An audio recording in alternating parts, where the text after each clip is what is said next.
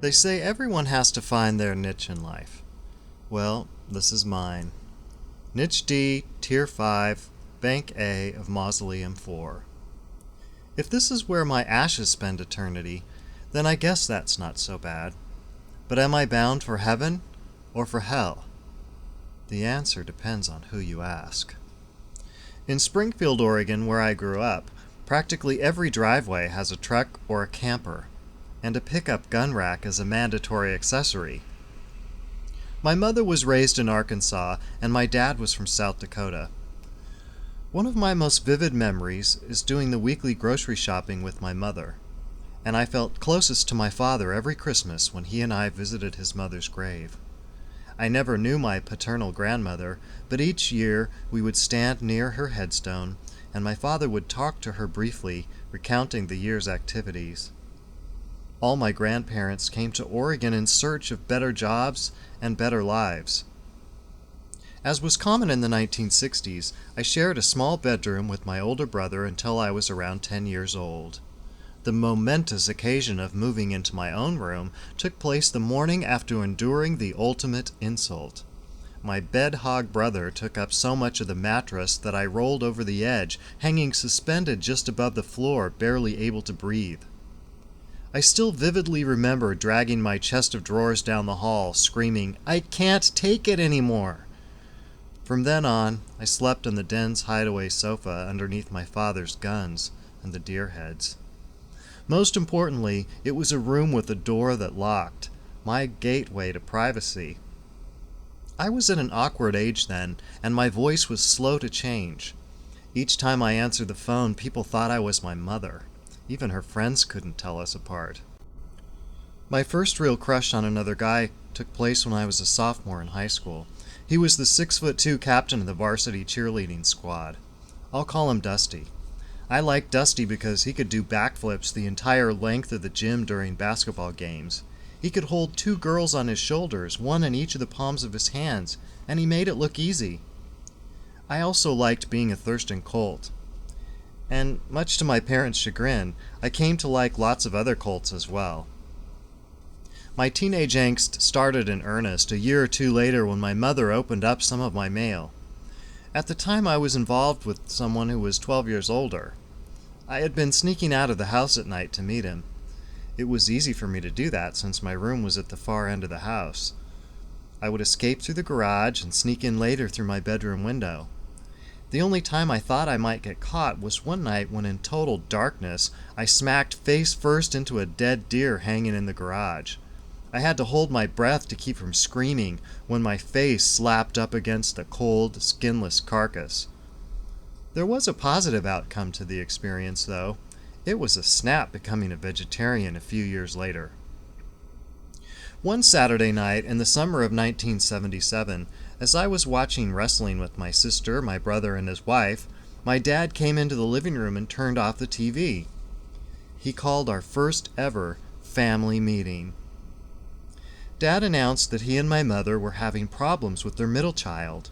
They then asked me to tell my brother and sister what was going on. So, at age 16, without the benefit of a priest, a rabbi, or a lawyer, I told them all the dreaded secret I had barely come to comprehend myself.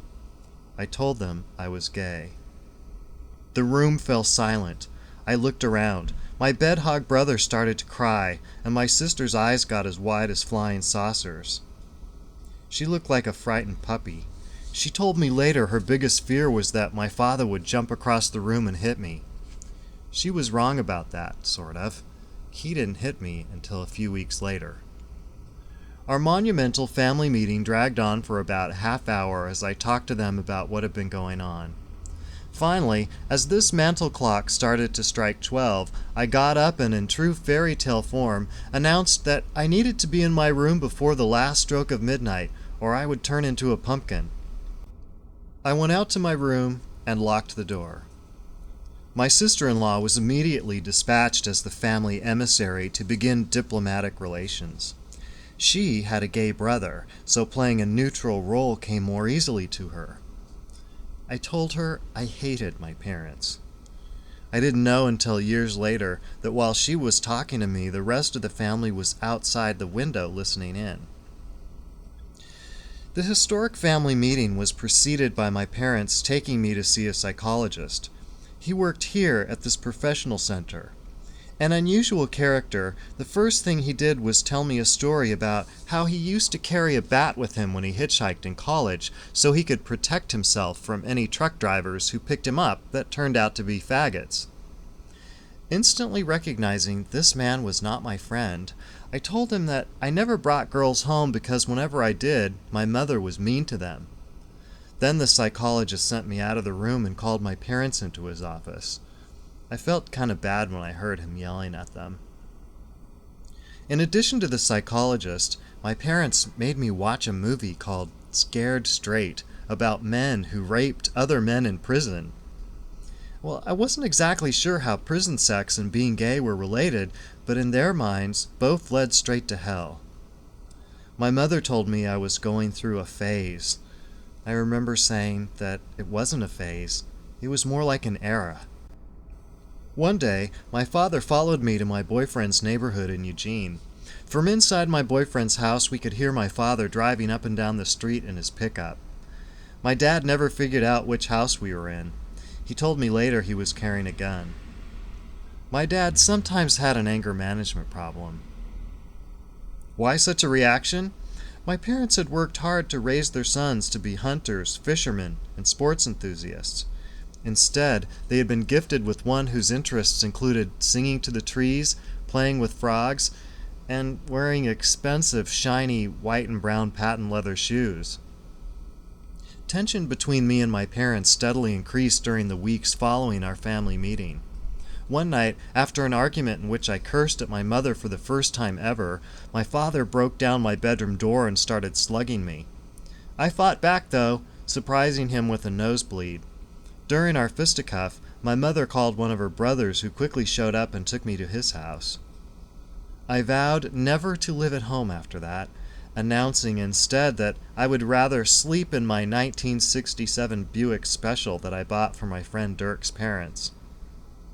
Horrified at the potential embarrassment of having a homeless homosexual son, my parents allowed me to stay with sympathetic aunts and uncles. One night, my mother called me at a relative's house. She wanted to meet with me. I imagined us going out for ice cream together, where she would break down crying and apologize. We started out heading towards the ice cream parlor, but we ended up here instead. She dropped me off at Trinity Baptist Church, leaving me alone with the pastor, who made me pray with him. As I sat across from his desk, I just felt sorry for everyone. I felt sorry that my mother felt helpless. I felt sorry that this man thought praying was going to cure me of being gay, and I felt sorry for myself because I just wasn't willing to walk out on all of them. I prayed with him as long as I could stand it and finally said I had to go home to study. Months later, I turned 18 and went home to collect my belongings. My parents had changed the locks and all my things were in the garage, including my aquarium.